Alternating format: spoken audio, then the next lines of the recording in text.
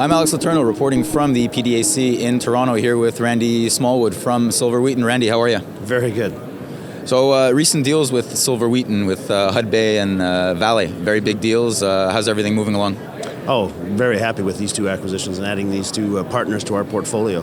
Hud Bay, of course, the 777 mine, along with its other assets, a long-proven operator here in Canada, and the Constancia project down in Peru, doing very well in terms of advancing that project forward, doing it the right way, and really, really happy to have David Garofalo and his team as partners, and excited about the potential we have there. Of course, the more recent Vale transaction we announced just recently.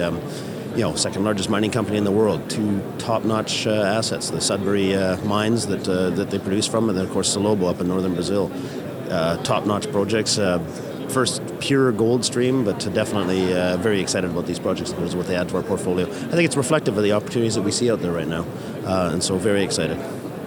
Now, when I spoke to you after the Hud Bay deal, you told me, that we still have money in the bank. Okay, Randy, sure. And then you went and did Vale. So, I mean, could we expect, is there anything else on the plate coming up that maybe you can spill the beans on a bit? Yeah, quite literally, we just organized, as part of this Vale transaction, just set up another $2.5 billion, or at $2.5 billion debt facility, a $1 billion revolver and a $1.5 billion bridge loan. Gives us the capacity, gives us still well over $1 billion in capacity to continue growing our company. And when we look at the assets out there, I'm hopeful that we get to apply that $1 billion here sometime soon. Our company is at a point, though, where we're generating such strong cash flows. We're already close to $200 million, or around $200 million a quarter in free cash flows, or operating cash flows going forward. And with our growth profile over the next couple of years, incredibly exciting time for Silver Wheaton. We'll be climbing up.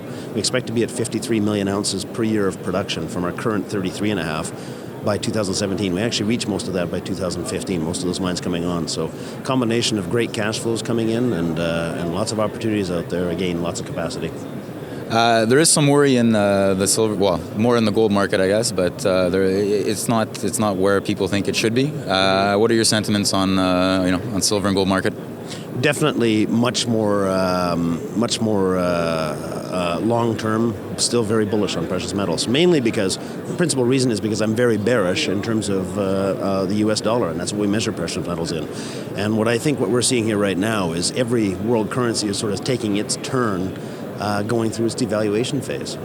We saw Japan back in January. We saw China earlier this week. We see the euro having its challenges, the pound having its challenges. Right now, amongst that entire basket of so-called fiat currencies, or all fiat currencies, the only one that looks sort of promising is the U.S. dollar. I call that artificial strength. It's still very, very fundamental challenges with that, and so very, very long term, still very comfortable with precious metals as a good store of value. And I think you're going to continue to see, as they continue to print dollars all over the world, you'll see these hard assets that can't be reproduced continue to gain value. Silver Wheaton will be reporting full year results March 21st, so we'll look forward to that. Randy, I know you're a busy guy. Thank you very much for joining me today. Appreciate the time. Thank you. And thank you for watching Kitco News. This is Alex Letourneau reporting from PDAC. If you have any comments or questions, send them to newsfeedback@kitco.com. Thanks for watching.